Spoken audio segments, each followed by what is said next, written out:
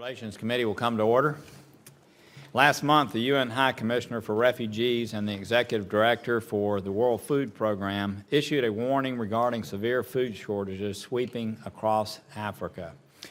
Humanitarian crises are expanding, with a famine now afflicting South Sudan and others threatening Somalia, Nigeria, and Yemen. Each of these is marked by misgovernance and conflict that worsens existing conditions and threatens to trigger the starvation and displacement of tens of millions of people.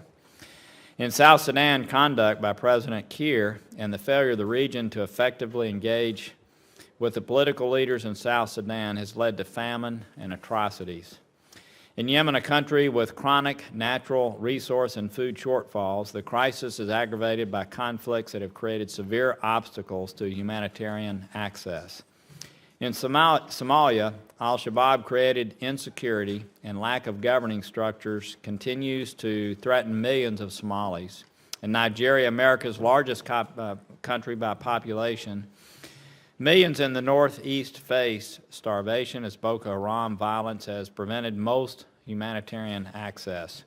When we consider the ongoing wars elsewhere in the Middle East, Eastern Europe, and South Asia, the world is experiencing historic levels of displacement and emergency needs.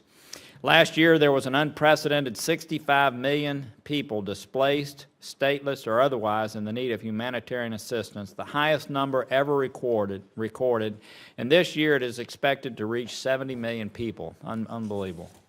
The fact that so many of these tragic situations are man-made demands that we look at how we use our policy tools to prevent and relieve such a catastrophe. Today's hearing is an opportunity to understand how these crises affect U.S. interests and review how we might better work to sustain life, support stability, and help communities become more resilient. It is also imperative that we discuss ways to stretch our aid dollars further through food aid reforms and efficiencies, feeding more people with the same level of funding. And I hope our committee can come together to support such reforms during next year's Farm Bill reauthorization.